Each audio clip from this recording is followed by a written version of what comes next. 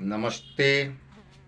आप सभी मित्रों को मेरा सादर नमस्कार। मैं रवीश पांडे आज एक छोटा सा वीडियो बना करके प्रतियोगी छात्रों के लिए मैं प्रेषित कर रहा हूं।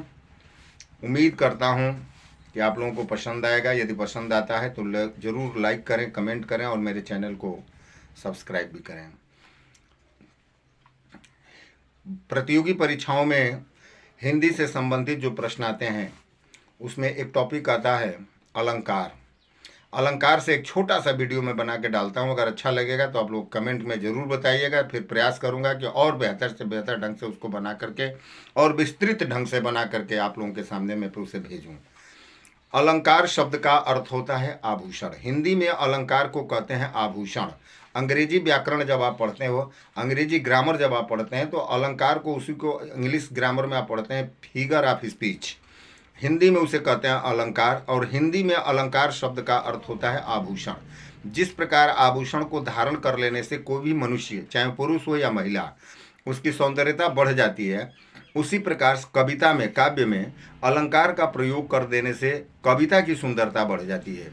तो कवि अपनी कविताओं में अलंकार का प्रयोग निश्चित रूप से करता है ताकि उसकी कविताएं जो हैं बेहतर से बेहतर ढंग से अच्छी लगे, सुंदर लगें, आकर्षक लगें। तो अलंकार शब्द का अर्थ होता है आभूषण, अर्थात जिस प्रकार आभूषण धारण करने से मनुष्य का अपना स्वाभाविक सौंदर्यता जो है बढ़ जाता है, उसी प्रकार अलंकार का प्रयोग कर देने से कविता की सुंदरता बढ़ जाती है। अलंकार दो भेद बताए जाते हैं, एक शब्दालंकार और एक अर्थालंकार।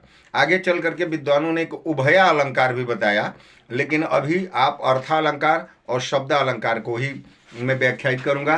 शब्दालंकार यानी जिन काव्य रचनाओं में शब्द के कारण चमक आती है, जिन काव्य रचनाओं में शब्द के कारण उनकी सुंदरता बढ़ती है, वे शब्दालंकार कहते हैं। और जहाँ अर्थ के कारण उनकी सुंदरता में बढ़ोतरी होती है, वहाँ अर्थालंकार होता है।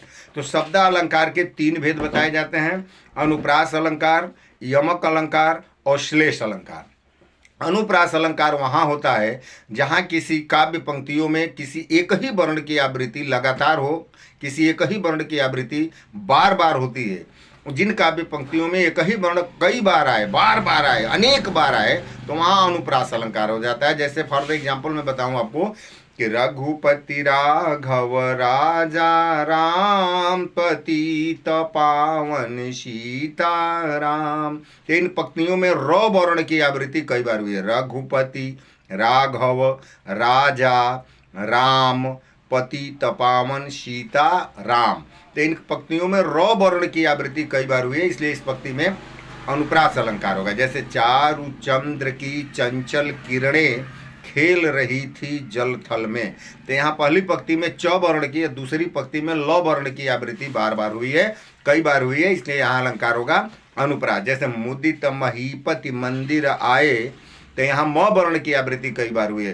तो जब किसी काव्य पंक्ति में एक ही वर्ण की आवृत्ति कई बार हो, अनेक बार हो, बार बार हो, तो वहाँ अनुप्रास अलंकार हो जाता है। यमक अलंकार वहाँ होता है जहाँ कोई शब्द, एक ही शब्द 2 बार आए और दोनों बार उसका अर्थ अलग अलग निकाला जाए। जब कोई एक ही शब्द 2 बार आता है और दोनों बार उसका अर्थ अलग अलग निकाला जाता है, तो वहाँ यमक अलंकार हो जाता है। जैसे कनक कनक ते 100 गुनी मादकता अधिकाय, एक खाए बौराय जग एक पावे बौराय। यहाँ कनक शब्द 2 बार आया, कनक कनक ते 100 गुनी मादकताय अधिकाय, एक खाए बौराय जग एक पावे बौराय। अर्थात कि एक कनक दूसरे कनक से 100 गुना अधिक नशीला होता है। अब वो कौन सा कनक है कि एक कनक दूसरे कनक से 100 गुना नशीला है, 100 गुना अधिक नशीला है। एक को खा लेने से लोग पागल हो जाते हैं, नशे में आ जाते हैं, तो दूसरे को प्राप्त कर लेने से लोग पागलों की स्थिति में आ जाते हैं, नशे में आ जाते हैं। तो कौन सा कनक है जिसको पा लेने से लोग नशा में डूब जाते हैं, और वह कौन सा कनक है जिसको खा लेने से लोग नशे में आ जाते हैं। तो यहाँ कनक कनक शब्द 2 बार आया, दोनों बार इसका अर्थ अलग अलग निकाला है कि एक को प्राप्त कर लेने से व्यक्ति मदहोश हो जाता है और एक को खा लेने से व्यक्ति मदहोश हो जाता है।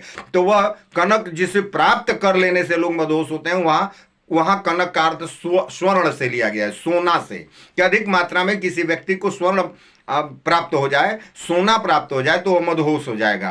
और दूसरे कनक का अर्थ धतूरे से लिया गया है कि अधिक मात्रा में कोई धतूरा खा ले तो वह भी नशे में आ जाएगा, मदहोश हो जाएगा। तो यहाँ कनक शब्द 2 बार आया और दोनों बार उसका अर्थ अलग अलग निकाला गया।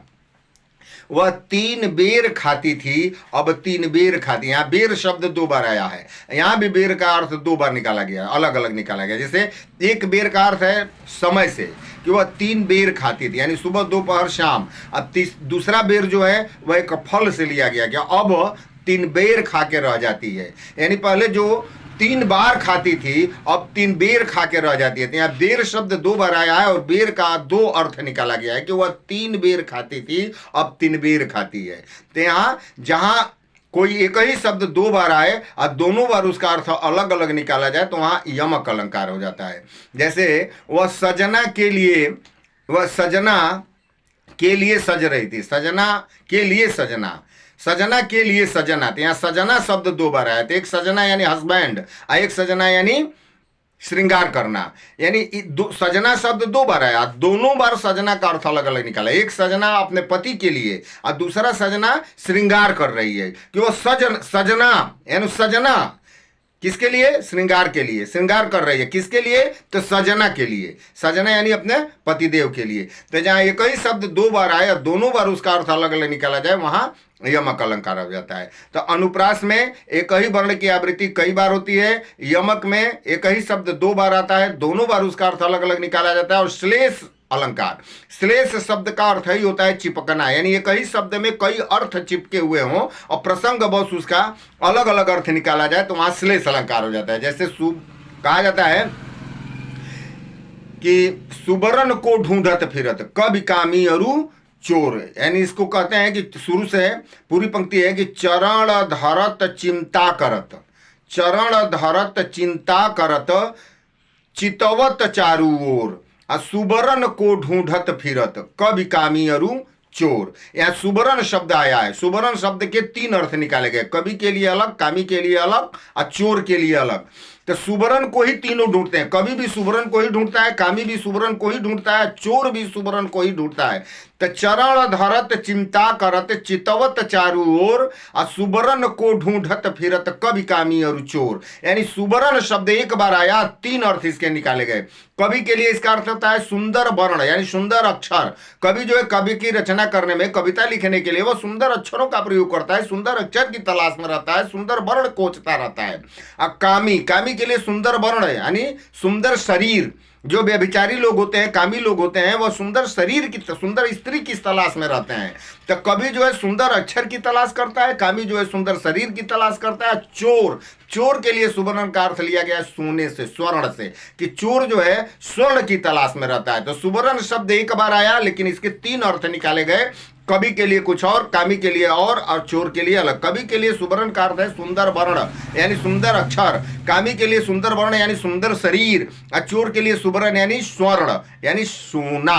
तो जहां एक ही शब्द के प्रसंग बस कई अर्थ निकाले जाए वहां श्लेष अलंकार। जैसे रहीमदास जी ने लिखा कि रहीमन पानी राखिए बिन पानी सब सून, पानी गए न उबरे मोती मानुष चून। तो यहाँ पानी शब्द का प्रसंग बस 3 अर्थ निकाले जाएंगे।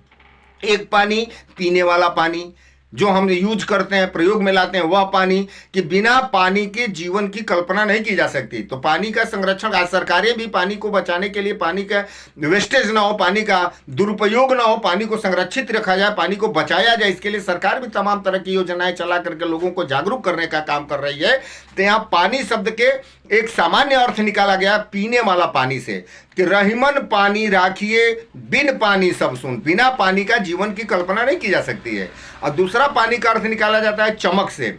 आपकी जो स्वाभिमान है, चरित्र है, वह आपका स्वाभिमान अगर एक बार गिर जाए, आपका स्वाभिमान को अगर ठेस पहुंच जाए, आपका स्वाभिमान अगर खतरे में पड़ जाए तो मनुष्य का जीवन व्यर्थ है। इसलिए हमेशा स्वाभिमानी व्यक्ति को अपना स्वाभिमान को बचा के रखना चाहिए, स्वाभिमान के साथ कभी समझौता नहीं होना चाहिए।